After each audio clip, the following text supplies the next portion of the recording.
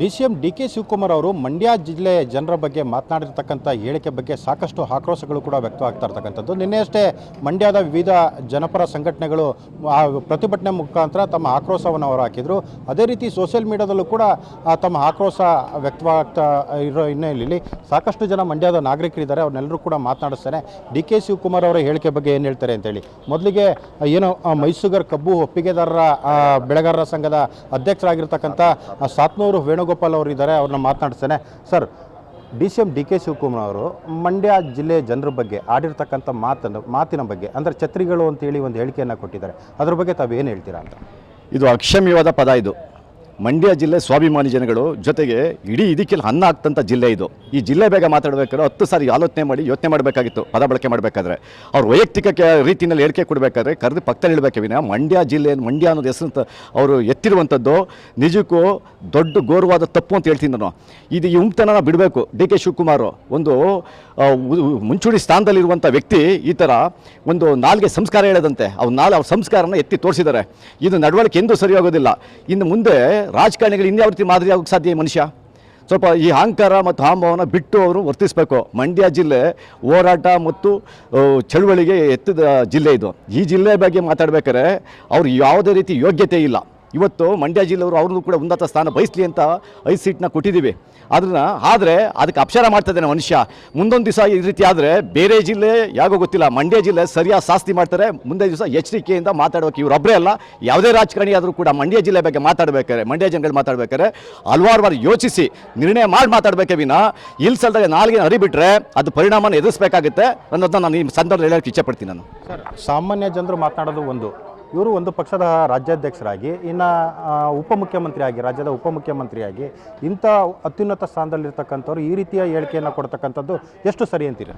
ಇದು ಅವರು ನಮ್ಮ ಡೆಪ್ಟಿ ಸಿ ಎಂ ಆದಂಥ ಡಿ.ಕೆ. ಶಿವಕುಮಾರ್ ಅವರು ಮಂಡ್ಯ ಜನಕ್ಕೆ ಛತ್ರಿಗಳು ಅಂತ ಹೇಳಿರೋದ್ರಿಂದ ಅವ್ರನ್ನ ಗೆರವು ಮಾಡೋದು ಮಾಡಿದ್ದೀವಿ. ಅವ್ರು ಖಂಡಿಸಬೇಕು. ಈ ಸರಿ ಮಂಡ್ಯ ಬಂದಾಗ ಅವರ ಗೆರವು ಮಾಡಿ ಅವ್ರಿಗೆ ಉಗ್ರ ಓಟ ಮಾಡಬೇಕು ಅಂತ ನಾವೆಲ್ಲ ಓಟ ಮಾಡ್ತಾಯಿದ್ದೀವಿ. ಸರ್, ಇದು ಡಿ.ಕೆ. ಶಿವಕುಮಾರ್ ಅವರ ಹೇಳಿಕೆ ಇದೇ ಮೊದಲೇನಲ್ಲ. ಈ ಹಿಂದೆ ಮಂಡ್ಯಕ್ಕೆ ಬಂದಂಥ ಸಂದರ್ಭದಲ್ಲಿ ಓರ್ವ ಕಾರ್ಯಕರ್ತನ ಮೇಲೆ ಹಲ್ಲೆ ಮಾಡಿದ್ದು ಕೂಡ ನೆನಪಿದೆ. ಈಗ ಮಂಡ್ಯ ಜನರ ಬಗ್ಗೆ ಈ ರೀತಿ ಹೇಳಿಕೆಯನ್ನು ಕೊಟ್ಟಿರ್ತರ ಬಗ್ಗೆ ನೀವೇನು ಹೇಳ್ತೀರಾ? ಸರ್, ಸನ್ಮಾನ್ಯ ಉಪಮುಖ್ಯಮಂತ್ರಿಗಳಾದಂಥ ಡಿ.ಕೆ. ಶಿವಕುಮಾರ್ ಅವರು ಬೆಳೆದು ಬಂದ ರೀತಿನ ಅವ್ರು ನಾಲ್ಗೆ ಮುಖಾಂತರ ವ್ಯಕ್ತಪಡಿಸ್ತಿದ್ದಾರೆ. ಅದಕ್ಕೆ ನಮ್ಮ ಮಂಡ್ಯ ಜಿಲ್ಲೆ ಜನ ಸೂಕ್ತವಾದ ಸಂದರ್ಭದಲ್ಲಿ ಉತ್ತರ ಕೊಡ್ತೀವಿ. ಮಂಡ್ಯಕ್ಕೆ ಬಂದರೆ ಕಬ್ಬು ಬಾವುಟ ಹಿಡಿದು ಅವರ ಹೇಳಿಕೆಯನ್ನು ಖಂಡಿಸ್ತೀವಿ. ಜೊತೆಗೆ ಅವರು ಕ್ಷಮೆ ಕೇಳಬೇಕು. ಅವ್ರು ಆಡಿರುವಂಥ ಮಾತು ನಮ್ಮ ಮಂಡ್ಯ ಜಿಲ್ಲೆ ಜನಕ್ಕೆ ತುಂಬ ನೋವುಂಟು ಮಾಡಿದೆ. ಅವರು ಕ್ಷಮೆ ಕೇಳಬೇಕು ಅಂತ ನಾವು ಆಗ್ರಹಿಸ್ತೀವಿ. ಸರ್, ಏನು ವಿಧಾನಸಭಾ ಚುನಾವಣೆ ಸಂದರ್ಭದಲ್ಲಿ, ಲೋಕಸಭಾ ಚುನಾವಣಾ ಸಂದರ್ಭದಲ್ಲಿ ಮಂಡ್ಯ ಜನರ ಮತವನ್ನು ಕೇಳಿದರು. ಜೊತೆಗೆ ಪೆನ್ನು ಪೇಪರ್ ಕೊಡಿ, ನನಗೊಂದು ಅವಕಾಶವನ್ನು ಕಲ್ಪಿಸ್ಕೊಡಿ ಅಂತ ಕೇಳಿದರು. ಅದಾದ ನಂತರದಲ್ಲಿ ಅಧಿಕಾರ ಸಿಕ್ಕ ನಂತರದಲ್ಲಿ ಈ ರೀತಿಯ ಹೇಳಿಕೆಗಳನ್ನ ಕೊಡ್ತಕ್ಕಂಥದ್ದು ನೀವು ಯಾವ ರೀತಿ ಅದನ್ನು ಖಂಡಿಸ್ತೀರಿ?